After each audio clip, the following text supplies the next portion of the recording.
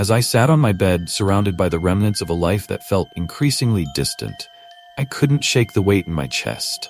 The sunlight streamed through the window, casting a warm glow on the dust particles dancing in the air.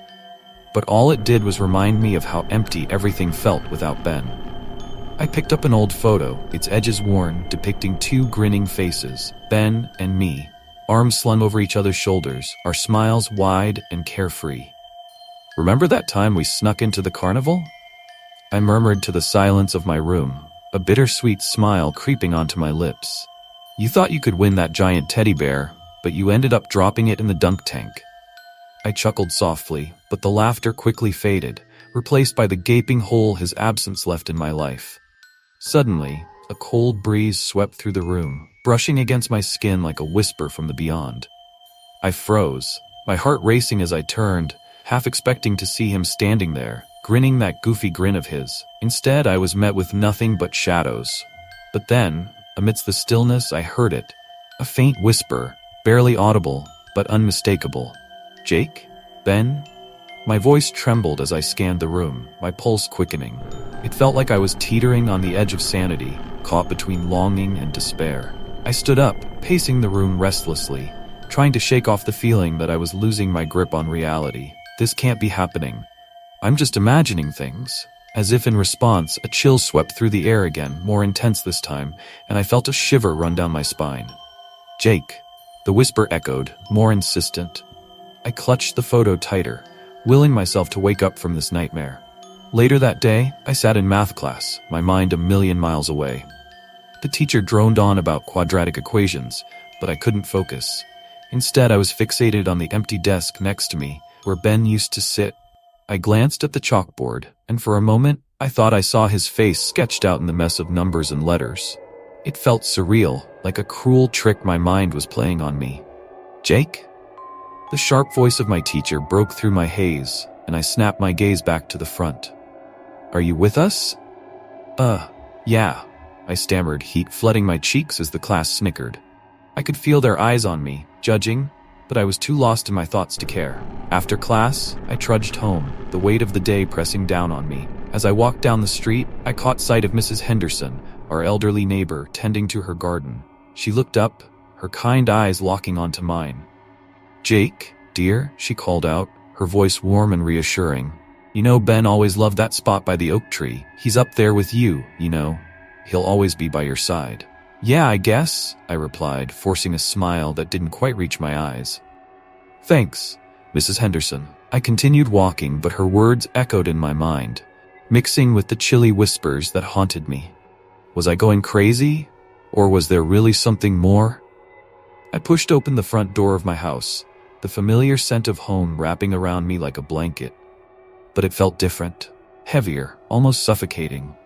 I dropped my backpack on the floor and wandered to the living room, where the sunlight barely penetrated the heavy curtains. As I sank into the couch, I glanced around the room, searching for something, anything, that might connect me to Ben. But all I found was silence. "Come on, Jake," I muttered to myself, running a hand through my hair in frustration. "You need to get a grip." But as I closed my eyes, the cold breeze returned, and I swear I could feel him there, just out of reach, whispering my name. I tossed and turned in my sleep, the heavy weight of the day pressing down on me.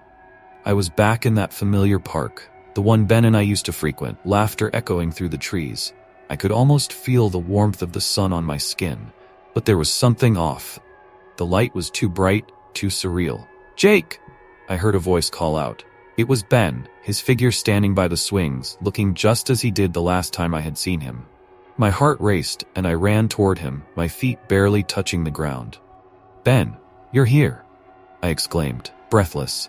He smiled, but it didn't reach his eyes. "I've been waiting for you, Jake." "What do you mean?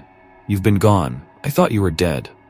The words felt heavy on my tongue, but I needed to say them. "I am, but I'm not gone." "Not really." He gestured around us. "There are things you need to know, things I couldn't tell you before." "Like what?" I pressed, desperate for answers. "The truth about what happened to me, it's buried deep and you have to find it. They're still out there, Jake. You need to be careful." His voice grew urgent, and I felt a chill in the air, the warmth of the park fading. "What do you mean? Who?" I asked, my stomach nodding with unease. Just remember, trust your instincts. I'll be with you. And just like that, he began to fade, the colors of the park bleeding into darkness. I shot up in bed, drenched in sweat, heart racing. The dream felt so real, but the fear lingered. I couldn't shake the feeling that Ben was trying to tell me something important. I got up, still trembling, and headed to school. The morning felt heavy, the air thick with unspoken words. In class, I stared blankly at the teacher, my mind racing back to the dream. I could barely keep my focus as the lesson droned on. Then suddenly I saw it, a flicker of movement on the whiteboard. My heart stopped. There, drawn in chalk, was Ben's face, smiling back at me. Jake. The teacher's voice snapped me back to reality. Are you with us? Yeah, I mumbled, feeling the heat rise in my cheeks. Do you want to share your thoughts on the topic? She asked, and a few classmates turned to stare, their eyes filled with curiosity. I swallowed hard, the lump in my throat making it difficult to speak. No, it's fine, I replied, shaking my head, trying to shake off the image. But as I turned back to my notes, I felt a chill creeping up my spine, that same coldness from my dream. After school, I walked home in a daze, replaying the dream over and over. Suddenly, a voice broke through my thoughts. Jake. I turned to see Mrs. Thompson, our elderly neighbor, waving at me. She was always kind, but today her expression was serious. Hey, Mrs. Thompson, I said, forcing a smile. Just wanted to let you know, she said, her voice low, that Ben is always with you. He's watching over you. I nodded, a shiver running down my back. Yeah, thanks, I replied, trying to sound casual, but her words made my heart race. Be careful, dear.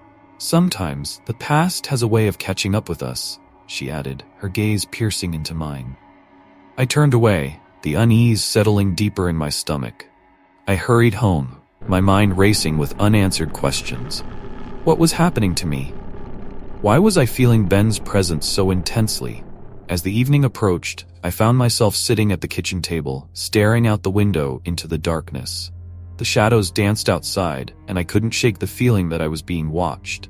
Just then, my phone buzzed on the table. I picked it up, my heart skipping a beat when I saw a notification for a new message. I opened it, but there was no sender, just a single line. He needs you, Jake. Find the truth. I dropped the phone as if it were hot, my breath quickening. I felt the air grow colder around me, and suddenly, I was back in that dream, standing in the park, looking for Ben. Jake, I whispered to myself, my heart pounding. What do I do? As I walked through the familiar streets of my neighborhood, nostalgia washed over me like a bittersweet tide. Each corner, each building, held memories of laughter and the carefree days I spent with Ben. I couldn't shake the feeling that those moments were slipping through my fingers, much like the photographs I had been poring over earlier that day. The sun hung low in the sky, casting long shadows that seemed to whisper secrets of the past. I found myself drawn to the park where we used to hang out after school. The swings creaked softly in the wind, a haunting reminder of the joy that once filled this place. I sat on one of the swings, pushing myself back and forth, trying to conjure Ben's laughter in my mind. Do you remember the time we tried to jump off the swings? I muttered to the empty air, a smile breaking through the gloom. It felt as if he was there, just out of sight, encouraging me to let go of the pain. But the smile faded as the weight of his absence settled over me. I reached into my pocket and pulled out my phone, scrolling through the messages we had exchanged. Just then, a chill ran down my spine, and I glanced around, half expecting to see him standing there, grinning like always. Instead, there was nothing but the rustle of leaves and the distant sound of children playing. Determined to find answers, I dug deep into my memories, recalling the places that had meant something to us. Ben had always talked about a secret spot he discovered, a place where he felt safe. We have to check it out one day, Jake, he had said with that spark in his eyes. I needed to find it. I needed to know more about what had happened. After a long walk, I finally arrived at the old abandoned warehouse at the edge of town. The shadows stretched ominously as I approached, the building looming larger than life. The air was thick with dust and the scent of hay. This is it, I whispered under my breath, a mix of excitement and dread bubbling in my chest. I pushed open the creaking door and stepped inside, the wooden planks groaning beneath my weight. My heart raced as I explored the dimly lit interior, the walls adorned with graffiti that told stories of kids who had come here seeking adventure. It felt eerie, and yet oddly comforting, like stepping back into a time capsule. I moved cautiously, my eyes scanning for anything that might lead me to the truth about Ben. Suddenly, something caught my eye, a glint of metal peeking from underneath a pile of old newspapers. I knelt down and pulled it out, a small, rusted box. My hands trembled as I opened it, revealing a collection of old photographs and a diary. "No way," I breathed, recognizing Ben's handwriting on the cover. I felt a surge of hope. Flipping through the pages, I found notes filled with his thoughts, dreams, and fears. But one entry stood out, the words scrawled hastily as if he had been racing against time. "I have to tell Jake about the group. They're not who they seem. I'm scared." My stomach dropped. What group? What had Ben gotten himself into? I needed to know. Just then, my phone buzzed in my pocket, snapping me back to reality. It was a text from Sarah. "Hey, I've been thinking about Ben. Want to meet?" I hesitated for a moment, the weight of the diary heavy in my hands. But I knew I had to share this with her. I needed her help to decipher what Ben was trying to tell us. "Yeah, let's meet at the cafe." I typed back quickly. As I tucked the diary under my arm, I felt a strange sensation, almost as if Ben was urging me to hurry, to piece everything together before it was too late. After a quick walk to the cafe, I found Sarah sitting at our usual table, her expression a mixture of concern and curiosity. "Jake, you look like you've seen a ghost," she joked lightly, but I could see the worry in her eyes. "I might have," I replied, dropping the diary onto the table with a thud. "You have to see this." As she opened the diary, I felt a mix of apprehension and hope. Would she understand the gravity of what we were discovering? "Wow, this is intense," she murmured, flipping through the pages. "We need to find out what he was talking about. This group, it sounds dangerous." "Exactly," I said, the urgency in my voice rising. "We need to figure out what happened to him. I can't shake the feeling that it's connected to his disappearance." As we sat there, the weight of our shared mission settled between us. The truth was out there, and I was determined to uncover it, no matter where it led me. The air felt heavy as I walked into the cafe, the familiar smell of coffee and baked goods mixing with a sense of foreboding. I spotted Sarah at a corner table, her fingers nervously tapping on her phone. When our eyes met, her expression shifted from anxiety to relief. "Jake, I'm glad you came," she said, pushing a strand of hair behind her ear. "I've been thinking a lot about Ben and everything that's been happening." "Me too," I replied, sliding into the seat across from her. "I can't shake the feeling that he's trying to tell us something." As I spoke, memories of Ben flooded my mind. His laughter, our inside jokes, the way he could light up a room. But now, all I felt was a gnawing emptiness, a void that his absence had carved in my life. "I've been going through his old things," I said. "I found a diary. He mentioned a group of friends he was involved with, and it didn't sound good." Sarah's eyes widened. "What do you mean?" "He wrote about them doing something dangerous, something he was scared of," I explained, my voice dropping to a whisper as if the walls might eavesdrop. "I think they were getting into drugs, maybe even worse, and I can't help but wonder if that's why he, you know." Sarah leaned closer, her curiosity piqued. "We need to find out more. If there's any chance we can uncover what really happened to him, we have to try." "Yeah, but where do we even start?" I asked, feeling the weight of our task pressing down on me. "I don't even know who's still around from that group." "I have an idea," Sarah said, her expression turning serious. "There's a guy named Mark. He used to hang out with Ben. He might know something, but he always seemed a little off." "Off how?" I asked, intrigued but cautious. "He was one of those guys who could turn on you in a second. I don't know if he'd be willing to talk," she replied, biting her lip. "But he's our best shot." I nodded, my heart racing at the thought of confronting someone tied to Ben's past. "Let's do it." The next day, we found ourselves outside a rundown apartment complex in a part of town we usually avoided. The air was thick with tension as we approached Mark's door.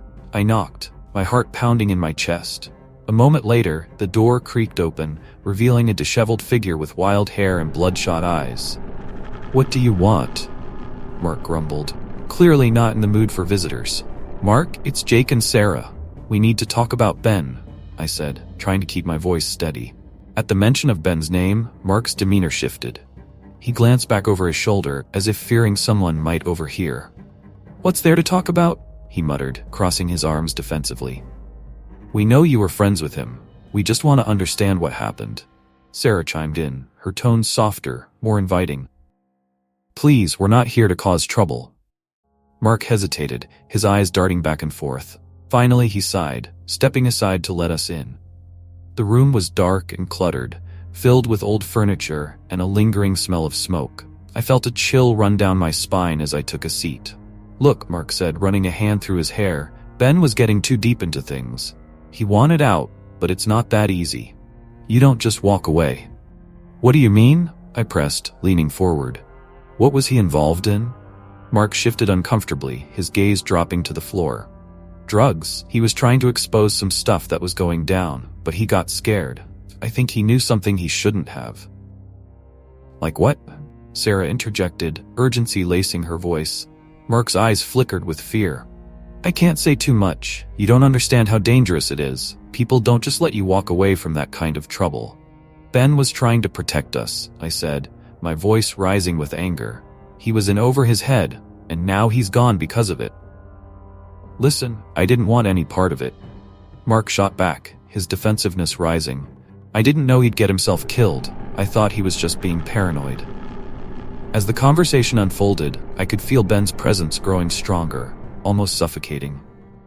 It was as if he were urging me to dig deeper, to uncover the truth that had been buried with him.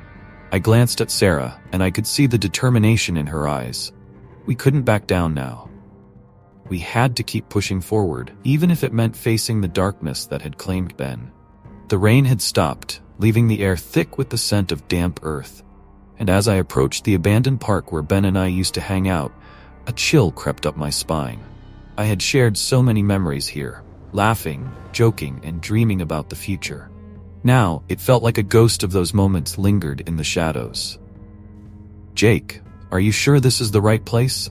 Sarah's voice broke through my reverie. She stood a few steps behind me, fidgeting with the strap of her backpack. I turned to face her, trying to shake off the unease that clung to me like a heavy fog. "I don't know, Sarah, but Ben's diary mentioned meeting here, and I feel like we have to check it out." I forced a smile, but my heart wasn't in it. I could almost hear Ben's laughter echoing in the distance, a bittersweet reminder of what we had lost. As we walked deeper into the park, the overgrown grass brushed against my legs, and the trees loomed like silent sentinels. I felt a strange pull toward a clearing that was hidden from sight by the thick branches. "Over there," I said, pointing. "I think that's where we used to meet." We made our way through the underbrush, and I could see it, a small, dilapidated gazebo, its paint peeling and wood rotting. "This place looks worse than I remember," Sarah said, her voice barely above a whisper. "Yeah, time hasn't been kind." I stepped onto the creaky floorboards, memories flooding back. We'd sit here for hours just talking about everything and nothing. As I reached for the railing, something caught my eye, a glint of metal half buried in the dirt. I knelt down, brushing away the leaves and grime. My heart raced as I uncovered a small rusted key. "Look at this," I said, holding it up for Sarah to see. "What do you think it opens?" "Maybe it's a clue," she suggested, her eyes widening with curiosity. "Like a treasure hunt. Or a door to the past," I replied, my mind racing with possibilities. I stood up and looked around, feeling an urge to search for something more. "We should check the old house. It might be connected to all of this." "Are you sure?" Sarah hesitated, glancing back at the path we had come from. "What if we find something we're not ready to face?" I took a deep breath, trying to quell the storm of emotions inside me. "I have to know, Sarah. I need to understand what happened to Ben. If there's a chance we can find out the truth, I can't ignore that." With a reluctant nod, Sarah followed me as we made our way to the old house at the edge of the park. The closer we got, the more the atmosphere shifted. It felt charged, like the air before a storm. The house stood forlorn and forgotten, its windows boarded up and walls cloaked in vines. "It looks like no one has been here in years," Sarah said, glancing around warily. "Exactly," I murmured, stepping closer. "And that's what worries me. Ben wouldn't have just disappeared without a reason. There's gotta be something here." As we pushed open the creaky door, a cloud of dust engulfed us, and I could hardly see. "Jake, I don't know if we should be doing this." Sarah's voice trembled slightly. "Just for a little while," I promised, peering into the dimness. I turned on my phone's flashlight and shone it around the room. Old furniture lay strewn about, and the air was thick with the smell of mold. Suddenly, I spotted something in the corner. A pile of old boxes. My heart raced as I approached them. "Help me with this," I said, motioning for Sarah to join me. Together, we dragged a box into the light, and as we pried it open, I felt a wave of anticipation wash over me. Inside, I found a collection of photographs, letters, and at the very bottom, a familiar-looking jacket. "This is Ben's," I exclaimed, pulling it out. The fabric was faded, but it still carried his scent, freshly washed with a hint of cologne. Memories flooded back, and my throat tightened. "Jake?" Sarah murmured, her eyes wide with realization. "What if he left something here?" I dug deeper into the box, my heart pounding. That's when I saw it. A small tape recorder, dusty and old. This could be it," I said, my hands shaking as I lifted it. "Let's see if it still works." As I pressed play, static filled the air, and then Ben's voice broke through, familiar yet haunting. "If you're hearing this, something went wrong. I need you to know the truth." As I sat alone in my room, the shadows danced eerily along the walls, whispering secrets I could barely comprehend. It felt like the weight of the world was pressing on my chest, and my heart raced with a mix of fear and anticipation. I couldn't shake the feeling that Ben was trying to tell me something important, something that could explain his tragic end. The air around me seemed to thrum with energy, as if the very essence of his spirit was reaching out to me. Suddenly, the room grew colder, and I caught a glimpse of Ben's familiar silhouette hovering in the corner. My breath hitched in my throat. "Jake," his voice echoed in my mind, a gentle yet insistent whisper. "You need to listen." I blinked, and the figure faded, leaving behind only the chill of his presence. I clenched my fists, trying to steady myself. "What do you want me to do?" I muttered, half expecting an answer. I felt foolish speaking to thin air, but the connection I felt was too strong to ignore. The next day, I met Sarah at our usual cafe. The scent of coffee and pastries filled the air, but the warmth of the place did little to soothe the turmoil inside me. I couldn't shake the feeling that something dark was lurking just beneath the surface, waiting to be uncovered. As we settled into a booth, I decided to share what I had been experiencing. "Sarah," I began, my voice barely above a whisper. "I've been seeing Ben. I think he's trying to warn me about something. It's like he wants me to know the truth about what happened to him." Her eyes widened in surprise, but then softened with understanding. "I've felt him too, Jake. Sometimes I think I hear him calling my name. It's like he's still here, trying to communicate." "I had a vision last night," I confessed, feeling the weight of my words. "He was trying to tell me something about something darker. It felt urgent." Sarah nodded, her expression serious. "What do you think it could be? Maybe we should investigate together. There's got to be something more to his story." I hesitated, the fear of what we might uncover gnawing at the edges of my thoughts. "What if it's something we're not ready to face?" I asked, my voice trembling slightly. "Jake, we owe it to him to find out the truth. If he's reaching out to us, it has to mean something," she replied, her determination clear. Her words resonated with me, igniting a spark of courage in my chest. "Okay, let's do it, but we need to be careful. I think Ben was involved in something dangerous." As we left the cafe, my heart raced. The streets of Chicago felt alive with hidden dangers, and every shadow seemed to whisper warnings. That night, I lay in bed, tossing and turning, as visions of Ben flooded my mind. Each time I closed my eyes, I could see him. His face filled with urgency, his eyes pleading for me to understand. The following day, Sarah and I met again, this time armed with determination and a growing sense of dread. "I think we need to start with the last people he was close to," I suggested. "There's a group he used to hang out with. They might have answers." "I agree," Sarah replied, biting her lip. "But I can't shake the feeling that they're hiding something. What if they don't want to talk to us?" "We'll figure it out," I said, trying to sound more confident than I felt. "We just have to approach them carefully. If Ben was involved in something dangerous, they might know more than they're letting on." As the sun dipped below the horizon, I felt the air grow heavy with anticipation. We decided to check out a local hangout where Ben used to meet with his friends. The moment we stepped inside, a wave of unease washed over me. The dimly lit room was filled with hushed conversations and nervous glances. "Do you think they know why we're here?" Sarah whispered, her eyes scanning the crowd. "Only one way to find out," I replied, my pulse quickening. Just then, a figure caught my eye. One of Ben's old friends, Lucas. He looked different, guarded and anxious. "Jake, Sarah," he greeted us, his voice strained. "What are you doing here?" "Lucas, we need to talk about Ben," I said, forcing my voice to steady. "We know something happened to him, and we need to understand what it was." His eyes widened, and for a moment I thought he might break down. "You shouldn't be asking questions," he warned, glancing around nervously. "It's not safe." "Safe?" I echoed, feeling a surge of frustration. "What do you mean? Ben is dead, and we deserve to know the truth." Lucas shifted uncomfortably, his gaze darting away. He was involved in something dangerous. "I can't talk about it here." The tension in the air was palpable, and I could feel Ben's presence growing stronger, urging me to dig deeper. "Please, Lucas, we just want to understand.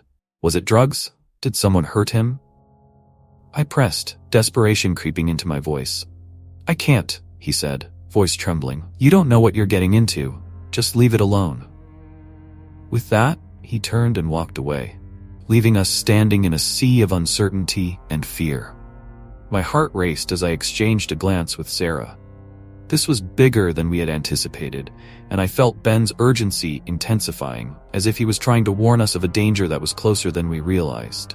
I knew we were on the brink of uncovering something that could change everything.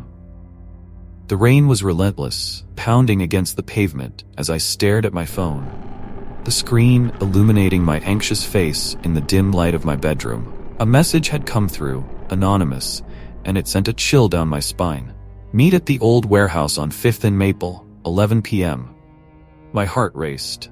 The warehouse was a notorious spot, a place where whispers of Ben's past had always lingered like the fog that rolled through the city at night. "Jake, are you sure about this?" Sarah's voice broke through my thoughts as I paced back and forth in my room. Her concern was palpable, and I could see it in her eyes when she arrived at my house. "This could be dangerous." "I have to know, Sarah," I replied, my voice steadier than I felt. "If there's even a chance that they know what happened to Ben, we need to be there. He deserves justice." I could feel the weight of my words pressing down on me, the urgency in my chest matching the rhythm of the rain drumming against the window. We arrived at the warehouse, the towering structure looming like a ghost against the darkened sky. The air was thick with tension and the scent of damp wood. Sarah and I exchanged hesitant glances, our breaths visible in the cold night. As we crept closer, the low murmur of voices echoed from within, and my stomach twisted in knots. "Do you hear that?" I whispered, straining to catch each syllable. It was a mix of laughter and hushed conversations, and I could almost feel Ben's presence urging me forward. "Maybe we should just call the cops," Sarah suggested, her voice trembling slightly. "No, we can't. Not yet," I insisted, taking a deep breath. "If we alert them now, we might lose our chance to find out what really happened." I stepped forward, my heart pounding in sync with the distant voices. As I pushed the door open just a crack, I caught a glimpse of the inside. Shadows moved, and I could see a group of familiar faces huddled around a table, tension palpable in the air. They looked older, rougher around the edges, but I recognized them immediately. Ben's old friends. They were arguing. "I told you it was a mistake. We should have never messed with that stuff," one of them exclaimed, his voice rising above the others. "Shut up. You think I wanted this? We're in too deep now," another snapped back. The anger and fear crackled like electricity in the air. I turned to Sarah, my heart pounding. "They're talking about Ben. We need to get closer." "No. Jake, this is insane," she protested, gripping my arm tightly. But the urgency to find answers overpowered her fears. I pushed the door open a bit wider, and we slipped inside. The room was dimly lit, and the atmosphere was thick with unspoken secrets. I felt a surge of adrenaline as we moved quietly to the side, hiding behind a stack of crates. My eyes locked onto the group, and I strained to listen. Ben was going to blow the whistle on us. We can't let that happen. A tall guy with a scar etched across his cheek growled, his fists clenched. Yeah, but he's dead. We don't have to worry about him anymore, another replied, though there was a tremor in his voice. I froze, my breath hitching in my throat. They know, I whispered to Sarah, my heart racing with a mix of anger and disbelief. What do we do? We can't just sit here, she hissed, her eyes wide with fear. Before I could respond, another voice broke through the tension. We need to make sure this stays buried. No loose ends. The implications of those words hung heavily in the air. I felt the hair on the back of my neck stand up. They were talking about us, about Ben, about something that was much darker than I'd ever imagined. Let's get out of here, Sarah urged, her voice barely above a whisper. But I couldn't move. I was rooted to the spot, the gravity of the situation holding me in place. I had to confront them, to demand answers. But just as I opened my mouth to speak, one of them turned, scanning the shadows. Did you hear that? Panic surged through me, and I grabbed Sarah's hand. We need to go. Now. As we backed away, the tension in the room escalated, and I could feel the weight of Ben's spirit hovering close, pushing me to act. But the threat was real, and the darkness in that warehouse was palpable. We turned to escape, our hearts pounding in synchrony. But I knew we couldn't run forever. The truth was out there, and it was only a matter of time before we had to face it head-on. As we stumbled through the rain-soaked streets, the sound of our footsteps echoed against the cold, hard pavement. My heart raced, not just from the adrenaline of our escape, but also from the overwhelming sense of urgency that came with every vision of Ben I had experienced. Each time his ghostly figure appeared, it felt as if he was pulling me deeper into a mystery that was far more dangerous than I had ever anticipated. Jake, are you okay? Sarah's voice broke through my thoughts, her brow furrowed with concern. The last thing I wanted was to burden her with my spiraling emotions, but the connection I felt to Ben was growing stronger, more insistent, and it frightened me. I don't know, I admitted, my voice barely above a whisper. It's like he's trying to tell me something, but I can't make sense of it.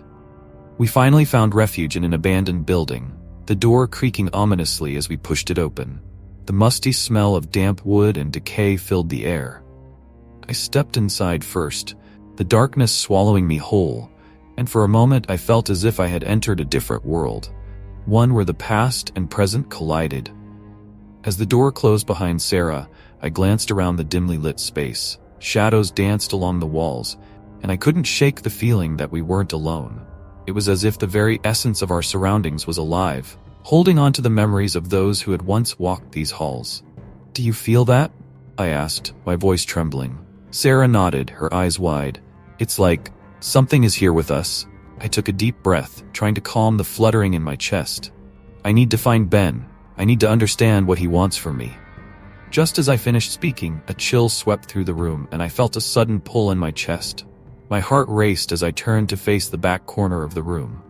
There, shrouded in darkness, was a flicker of movement, a silhouette that sent shivers down my spine. Jake? Sarah called, sensing my shift in focus. What's wrong? Over there, I pointed, my voice shaky. I think he's here. Without waiting for a response, I stepped forward, drawn to the figure. The air felt charged with energy, and I could almost hear the whispers of the past swirling around me. Ben? I called out, my voice echoing in the emptiness.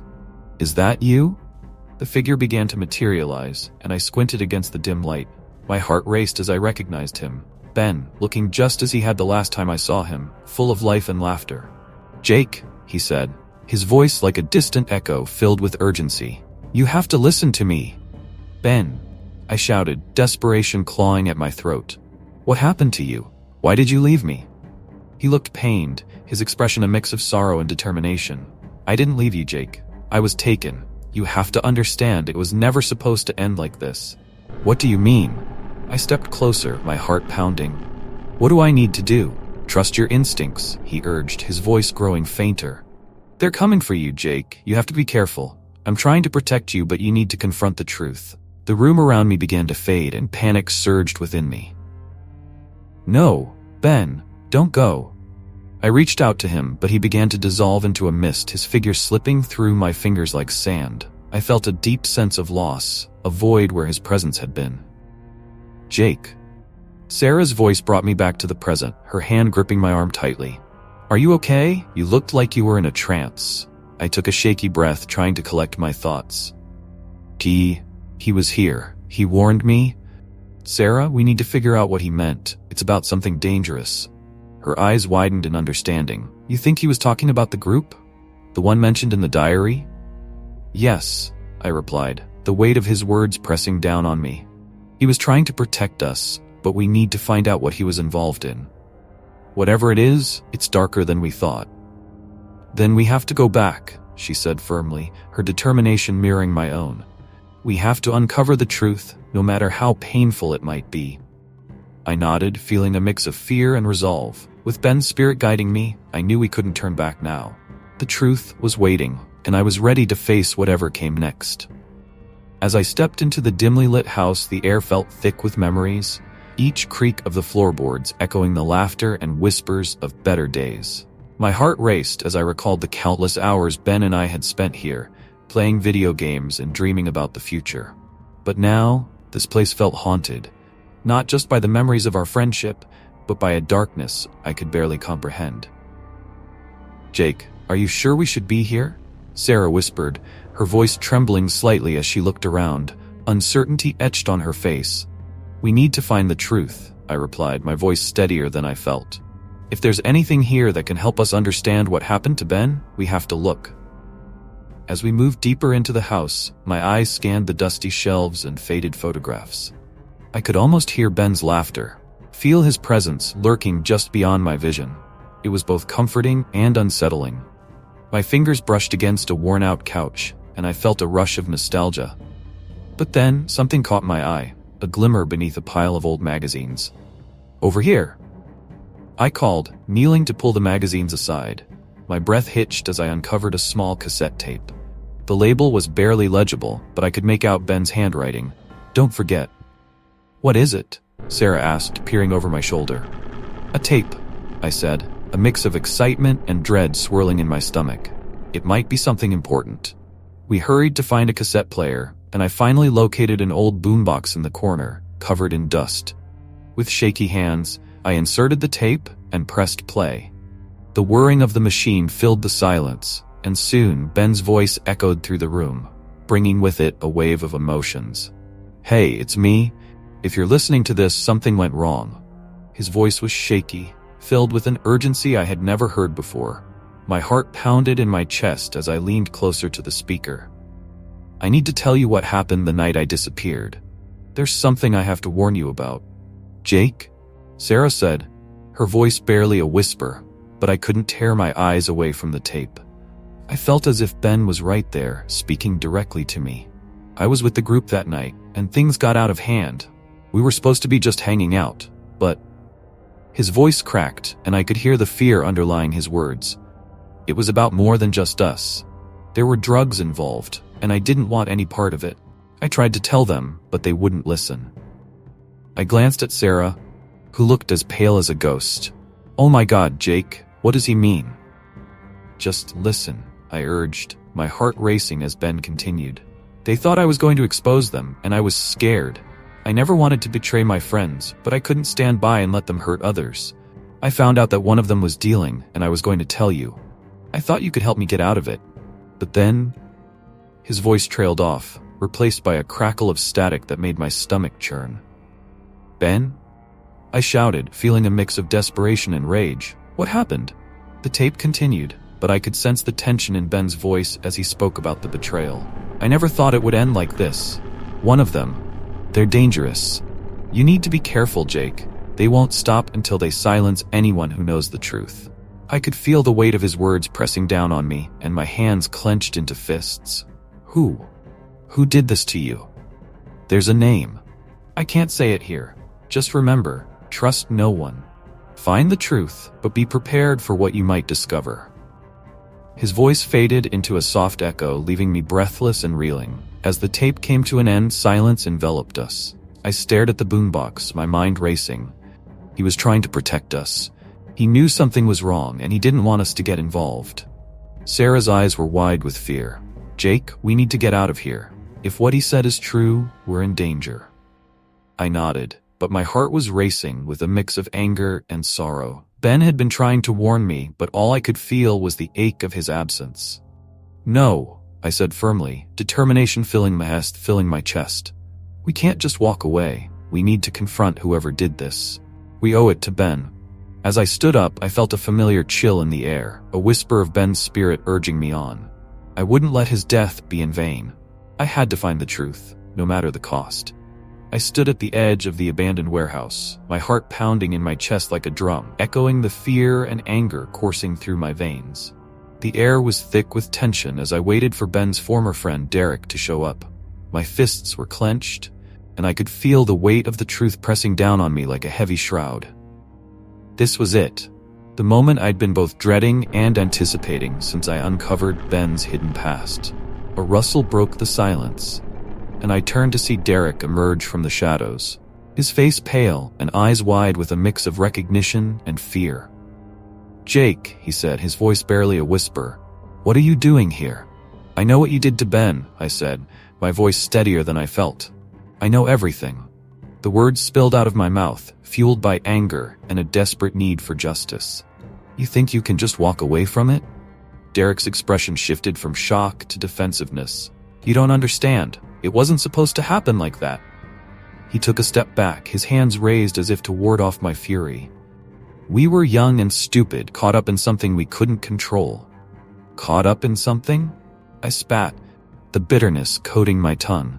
"You mean you were caught up in a web of lies and betrayal, and you let it happen to him? You killed him, Derek. He was trying to protect us." Derek's eyes flickered with something, guilt perhaps, but he quickly masked it with anger. "You don't know the whole story. Ben was getting too close to exposing us. He was a liability. You think it was just me? There were others involved. It wasn't just my decision."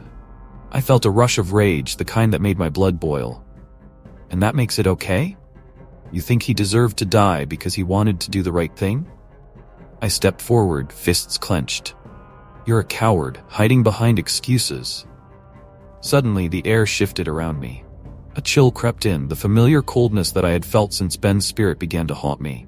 I glanced to my side and saw him, his figure shimmering in the dim light, more solid than ever. He looked at me with pleading eyes, and I could feel his energy wrapping around me like a protective cloak. "Jake, don't let your anger consume you," he whispered, his voice echoing in my mind. "You need to listen to him." "Ben?" I murmured, torn between the need for vengeance and the knowledge that Ben wouldn't want me to spiral into darkness. "What do I do?" "Get the truth out, Jake. Make him confess," Ben urged, his spirit flickering like a candle in the wind.